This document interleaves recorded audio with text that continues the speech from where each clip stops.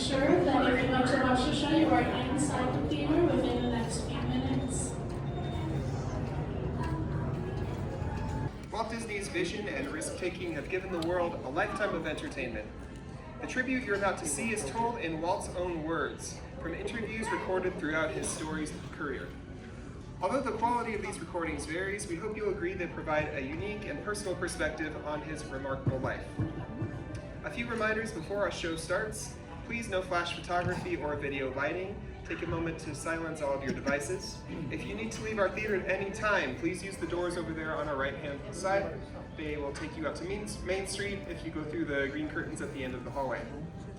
And now it is my privilege to present for you Walt Disney, A Magical Life. To introduce Walt's story, you'll hear a few words from CEO of the Walt Disney Company, Bob Iger. Enjoy.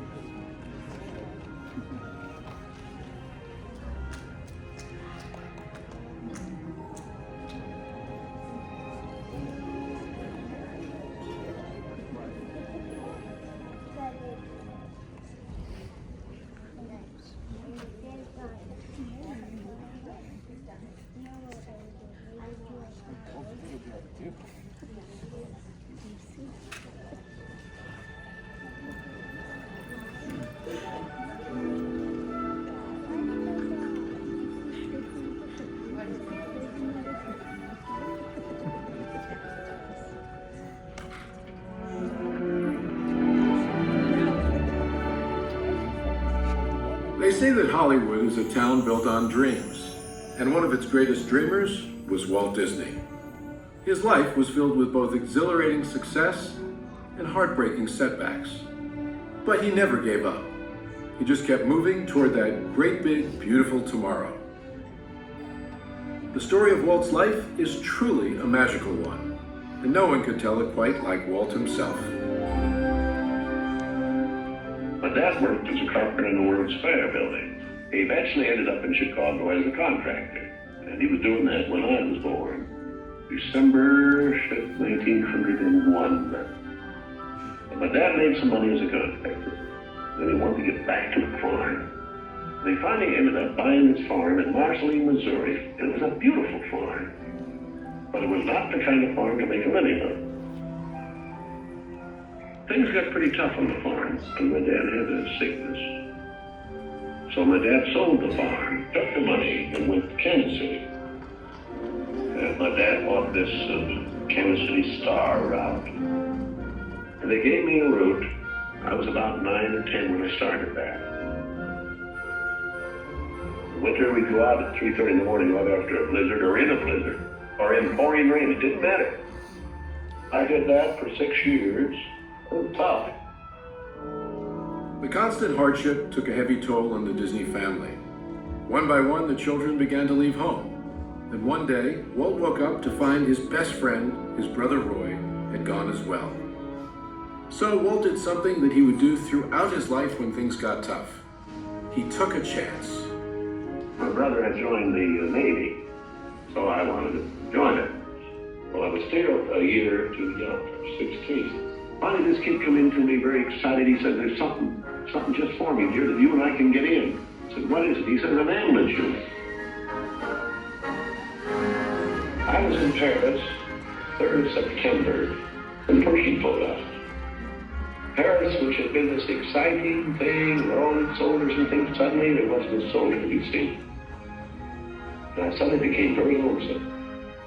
So then I went in and put a request in to be discharged. So I hit Chicago, that's where my parents were living, and I said, "Dad, I want to be an artist." And my dad, he just couldn't buy that. So I pulled stakes and moved to Kansas City. Roy was in Kansas City working at a bank. One of the fellows working with Roy said, "Say, I have a couple of friends that have an art shop." So I went up to these samples, and there were all these corny things I'd done in France. Well, my gosh, they hired me. I mean, right on the spot. So I took the camera home, and then I started experimenting on my own.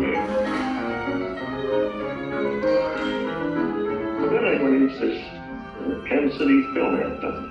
So that was where I got started in the animation business. So I was thinking if I had something with a novel twist, I might crack some market. But I still couldn't get anywhere with it. I failed. I learned a lot out of that. And I think it's important to have a good failure when you're young. So I packed all my worldly goods in a cardboard suitcase. I went to Hollywood, arriving there with just $40 in my pocket from my Kansas City ventures.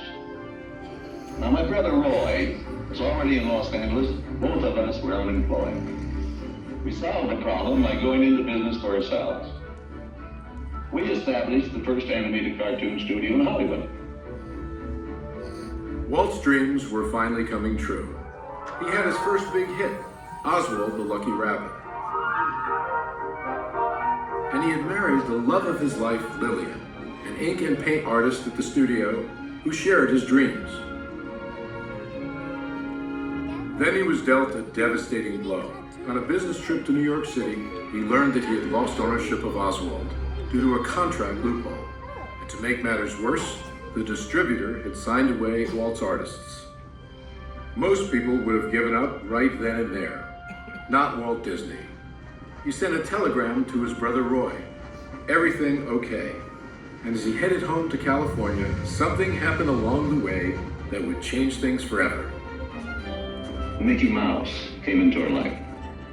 He popped out of my mind onto a drawing pad on a train ride from Manhattan to Hollywood at a time when the business fortunes of my brother Roy and myself were at lowest ebb and disaster seemed right around the corner. His first actual screen appearance was at the Old Colony Theater in New York in Steamboat Willie. He was the first cartoon character to stress personality, and I thought of him from the first as a distinct individual. I did the voice. Hang on, pal, here we go.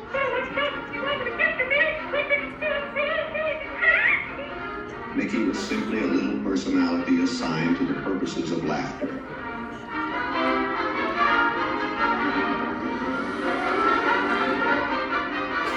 Mickey fitted the need exactly.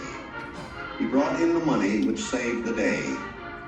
He enabled us to explore our medium, and he paved the way for our more elaborate screen ventures. By nature, I'm an experimenter, so I had another idea which was plaguing my brain. It was the Silly Symphonies. It was a series without a central character. Every one was a new type of subject to give us something to reach out of and accomplish something different.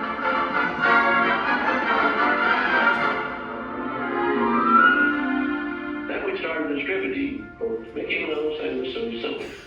It was nip and tuck, getting them out. Walt began to push himself and his artists. And when he wasn't working, he was worrying about the future. And then the inevitable happened. In 1931, he had what he called a heck of a breakdown. So he did something unique for Walt Disney. He took time off and took his wife on the first vacation they had ever had. When they returned, he was a new man, filled with ideas for the future.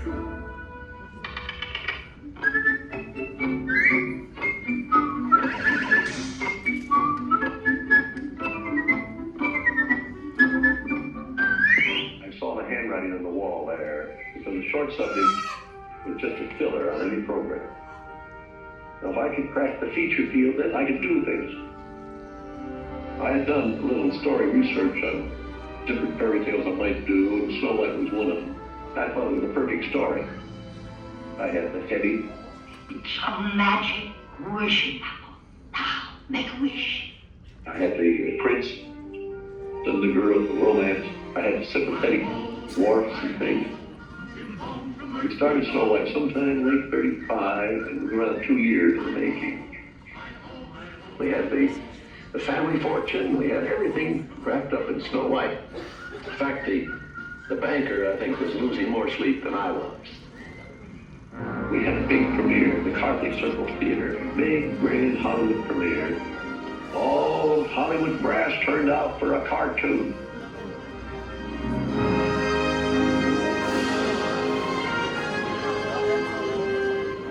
Daddy of Snow White and the Seven Dwarfs is going to be presented this beautiful statue.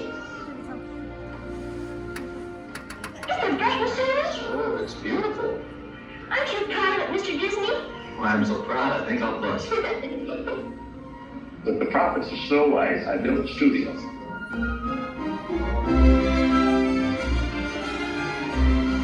2 years later, I was almost broke. But I had all these pictures and words. Pinocchio. There are no strings on me. Bambi. Fantasia.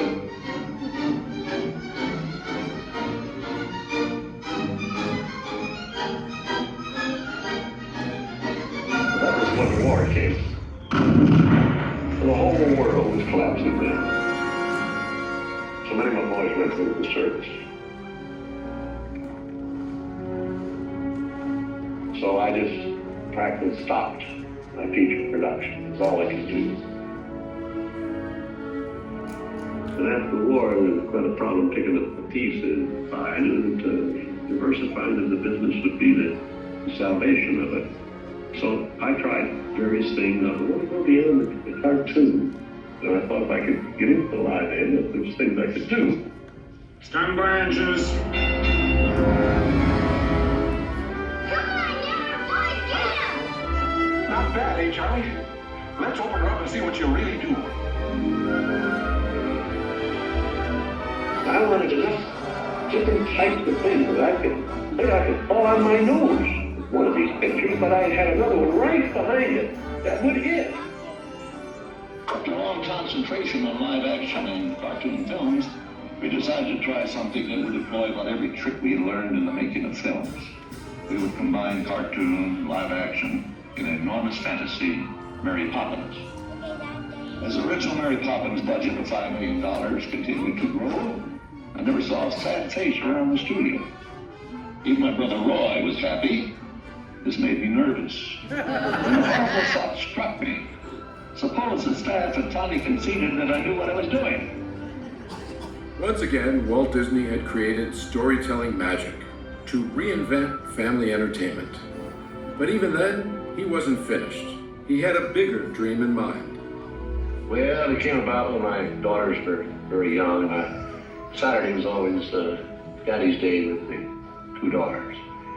So we'd start out and try to go someplace that, different things, and I would take them to the merry-go-round, and I took them different places, and as I'd sit there while they rode the merry-go-round, did all these things, I felt that there should be something built, some kind of an amusement enterprise built where the parents and the children could have fun together.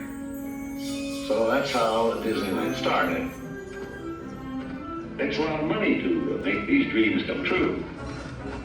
We had everything mortgaged, including my family. Started with many ideas, threw them away, started all over again. Eventually it evolved into what you see today as Disneyland. But it all started from a daddy with two daughters wondering where he could take them, where he could have a little fun with them too. The heart means a lot to me in that something will never be finished, something that I can keep developing and adding to. Not only can I add things, but even the trees will keep growing. The thing will get more beautiful every year. And I knew that if I did anything like the park, I'd have to have some kind of a medium like television to let the people know of it. The world is a carousel of color, history, comedy, fantasy. There's drama and birth, there's old Mother Earth, with all of her secrets to see. The miracle of imagination, the marvels of earth, sea, and sky. These wonders untold are ours to behold in the funny world, the sunny world, the wonderful world of color. And now your host, Walt Disney. Today, I want to share with you some of our ideas for Disney World. Here in Florida, we have something special we never enjoyed at Disneyland. a blessing of size. There's enough land here to hold all the ideas and plans we can possibly imagine. We know what our goals are. We know what we hope to accomplish. And believe me, it's the most exciting and challenging assignment we've ever tackled at Walt Disney Productions. Throughout his storied career, Walt never gave up, despite the many challenges along the way. For his visionary work, he received hundreds of awards from all corners of the globe, more Academy Awards than any individual in history, and the Presidential Medal of Freedom for a lifetime of inspiring others. He created dreams that live on today for millions around the world. But with all of that, when asked to name his greatest reward, Walt's reply was surprisingly humble. Well, my greatest reward, I think, is that I've been able to build this wonderful organization, and also to have the public appreciate and accept what I've done all these years. That is a great reward. But all individuals are different. I had a brother who I really envied because he was a mailman, but he was the one that had all the fun. He had himself a trailer, and he used to go off and go fishing, and he didn't worry about payrolls, that story. He just had picture grocers or anything, and he was the happy one. I always said he's the smart Disney. You know, I was stumped one day when the little boy asked, "Do you draw Mickey Mouse?" And I had to admit I do not draw anymore. Well, then you think up all the jokes and ideas. No, I said, I don't do that. Finally, he looked at me and said, "Mr. Disney, just what do you do?" Well, I said, sometimes I think of myself as a little bee. I go from one area of the studio to another and gather pollen and sort of stimulate everybody. I guess that's the job I do. You know, there's a lot of satisfaction in developing ideas into realities, but there's really no secret about our approach. We keep moving forward, opening up new doors, doing new things, because we're curious. And curiosity keeps leading us down new paths. We're always exploring and experimenting.